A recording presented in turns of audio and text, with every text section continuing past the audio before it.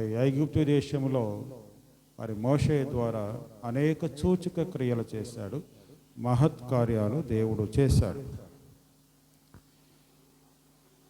వాటిని బట్టి ఏమన్నాడు?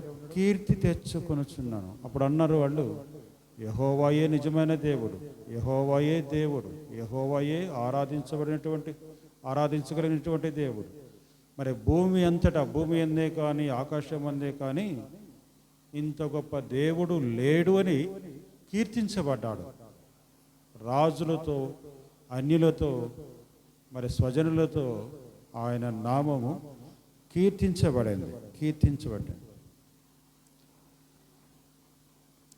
21వ వచనం, సూచక క్రియలను మహత్కార్యములను జరిగించచ్చు, మహాబలము కలిగి చాపిన చేతులు గలవాడవై మహాభయము పుట్టించి ఐగుప్తు దేశంలో నుండి నీ ప్రజలను రప్పించి మీకిచ్చేదనని వారి పితరులకు ప్రమాణం చేసి పాలు తేనెలు ప్రవహించు దేశమును వారికిచ్చితివి. వారు ప్రవేశించి దానిని స్వతంత్రించుకొని కానీ నీ మాటలు వినకపోయిరి, నీ ధర్మశాస్త్రం అనుసరించకపోయిరి. వారు చేయవలనని నీవు ఆజ్ఞాపించిన వాటిలో దేనిని చేయకపోయిరి గనుక ఈ కీడంతయు వారి మీదకి రప్పించి ఉన్నావు. ఇదన్నమాట. అంటే దేవుని యొక్క ఆలోచన ఇజ్రాయేలు పక్షంగా గొప్పదిగా ఉంది. దేవుని యొక్క క్రియలు ఇజ్రాయేలు పక్షంగా గొప్పవిగా ఉన్నాయి. ఇజ్రాయేలు ప్రజలకు, ఇతర ప్రజలకు ఆయన ఇచ్చేటువంటి ప్రతిఫలము కూడా గొప్పదిగా ఉంది. ఆయన ఎప్పుడు కూడా వారిని కనులారా చూస్తూ వచ్చాడు, వారి మార్గములని కూడా చూస్తూ వచ్చాడు. దేవుడు వారికి చేసినటువంటి అద్భుత ఆశ్చర్యకార్యాలు, సూచక్రియలు బట్టి దేవుని నామము మహిమపరచబడుతూ ఘనపరచబడుతూ వచ్చింది.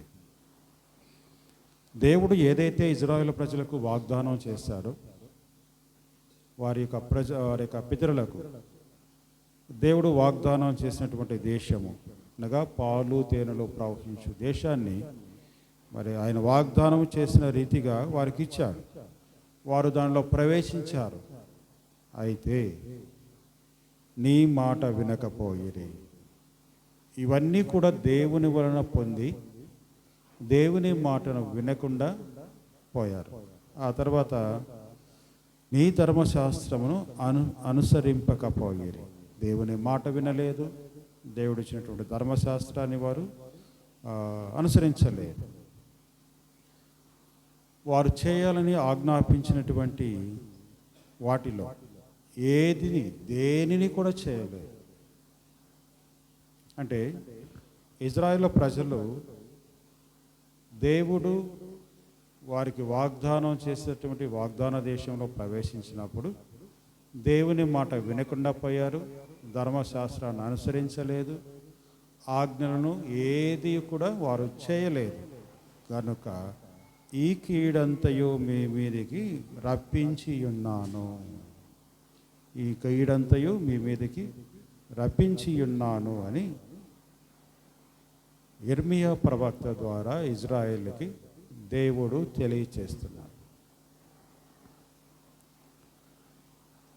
తెలియచేస్తున్నాడు, లేదంటే జ్ఞాపకం చేస్తున్నాడు. ఇది ఇజ్రాయేల్ పక్షంగా దేవుడు చేసినటువంటి గొప్ప కార్యము. అదేవిధంగా పనిష్మెంట్ కూడా, శిక్ష కూడా. ఏమన్నాడు? ఈ కీడంతయు మీ మీదకి రప్పించి ఉన్నాను. వారిని దీవించాడు, ఆశీర్వదించాడు. వారు చేసినటువంటి తప్పిదాన్ని బట్టి ఒక శిక్ష కూడా విధించాడు. అయితే మన ప్రభు అయినటువంటి యేసుక్రీస్తు ద్వారా మనకు ఆ విధంగా జరగలేదు. చూడండి, రోమిలికి రాసిన పత్రిక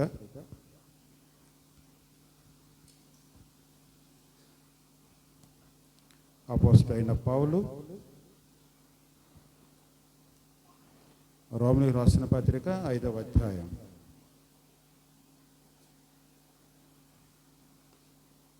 5వ అధ్యాయంలో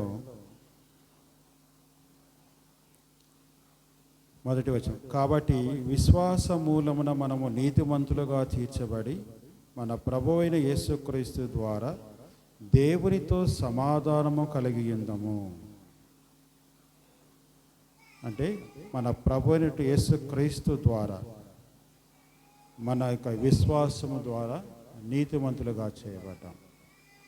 అంతకుముందు మన యొక్క పరిస్థితి ఏంటి అనేది మనం చూస్తే 6వ వచనం, ఏలయనగా మనం ఇంకను బలహీనులమై ఉండగా క్రీస్తు యుక్త కాలమున భక్తిహీనుల కొరకు చనిపోయెను. ఇది మన పరిస్థితి ఎట్లా ఉన్నాం? బలహీనులముగా ఉన్నాం. బలహీనులమై ఉన్నటువంటి మన కొరకు క్రీస్తు మరి చనిపోయాడు. మనల్ని బలపరచడానికి ఆయన చనిపోయాడు. 7వ వచనం, నీతిమంతుని కొరకు సైతం ఒకడు చనిపోవడారు. 8వ వచనం, అయితే దేవుడు మన ఎడల తన ప్రేమను వెల్లడిపరచుచున్నాడు. ఎట్లనగా మనమింకను పాపులమై ఉండగానే క్రీస్తు మన కొరకు చనిపోయాను. ఇది ఇక్కడ మనం ఎట్లా ఉన్నాం? పాపులముగానే ఉన్నాం. మనమింకను పాపులమై ఉండగానే క్రీస్తు మన కొరకు చనిపోయాను.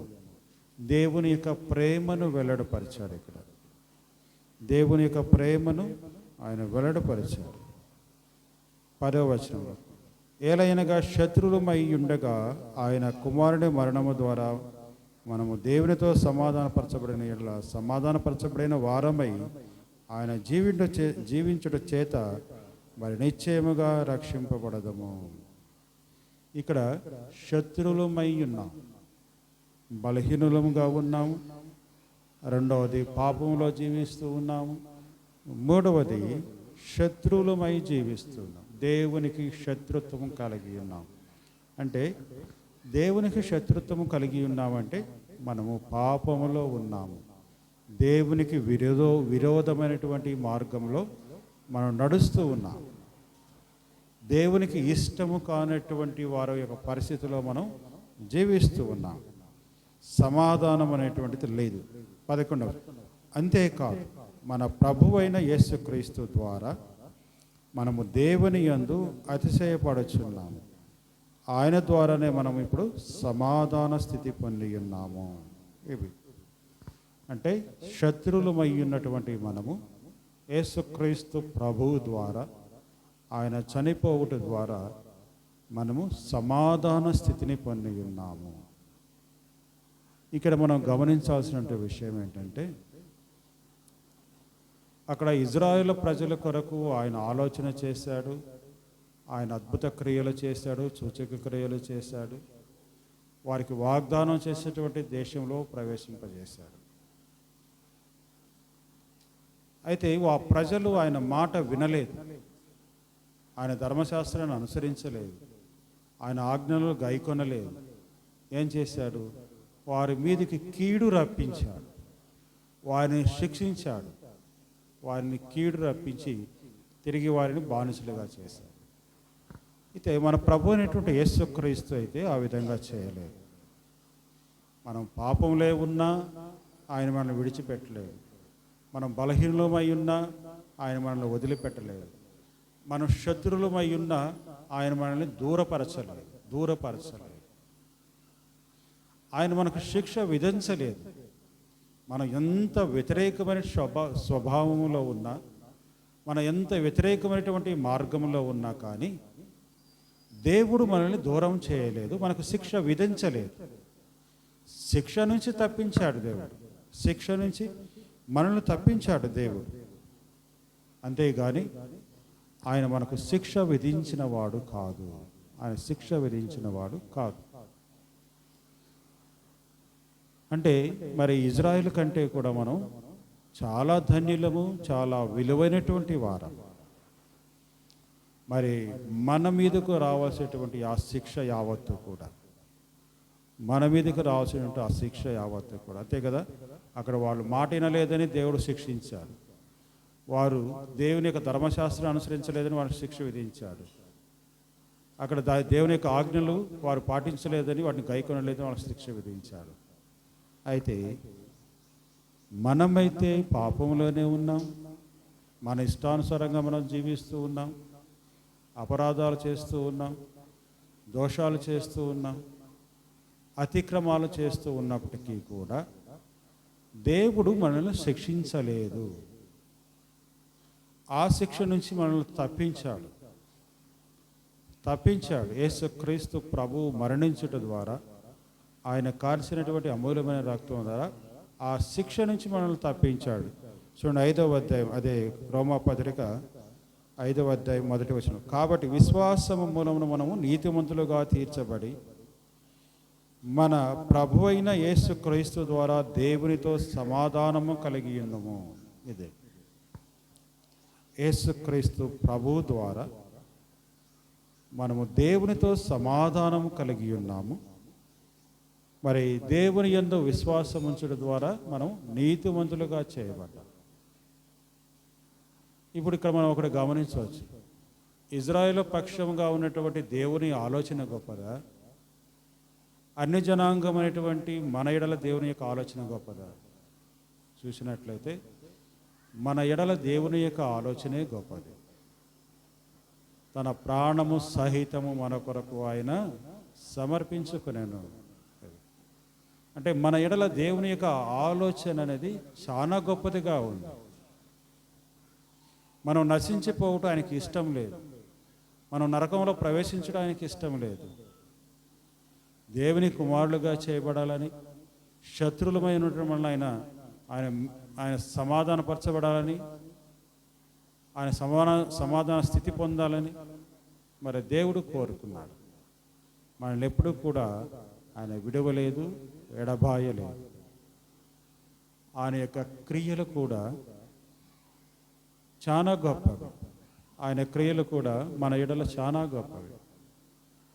మన కొరకు ఆయన పరలోక రాజ్యంలో స్థలం సిద్ధపరుస్తూ ఉన్నాడు. ఆయన పనిచేస్తున్నాడు మన కొరకు.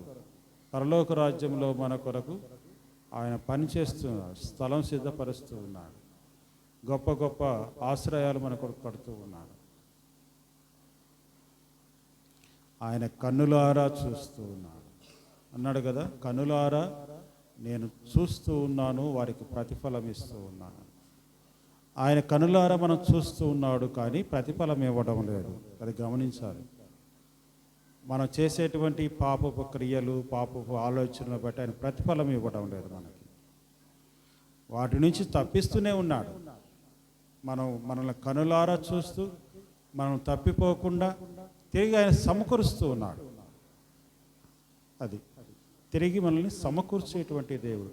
వారికైతే ప్రతిఫలం ఇచ్చే దేవుడుగా ఉన్నాడు, మనకైతే సమకూర్చేటువంటి దేవుడుగా ఉన్నాడు.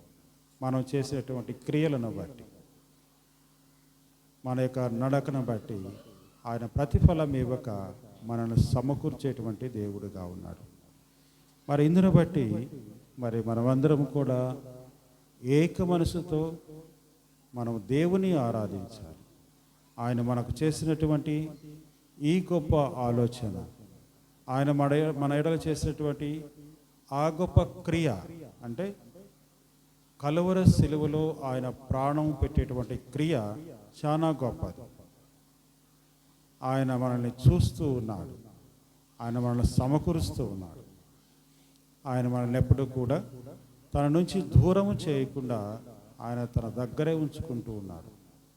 మరి వీటన్నిటిని బట్టి ప్రభు అయినటువంటి యేసుక్రీస్తు ద్వారా మనము సమాధానము స్థితిని పొంది ఉన్నాము, సమాధానము పొంది ఉన్నాము. ఆయన యందు విశ్వాసం ఉంచడం ద్వారా మనం నీతిమంతులుగా చేయబడ్డాము. బట్ ఈ విధంగా దేవుడు మనకు చేసినటువంటి ఈ గొప్ప మేలులు బట్టి మనమందరం కూడా దేవుని స్తుతించి దేవుని ఆరాధించాలని పరిశుద్ధాత్మ దేవుడు మనకు సెలవిస్తూ ఉన్నాడు. ఆ విధంగా చేయనట్లుగా పరిశుద్ధాత్మ దేవుడు మనకు సహాయం చేయనుగాక.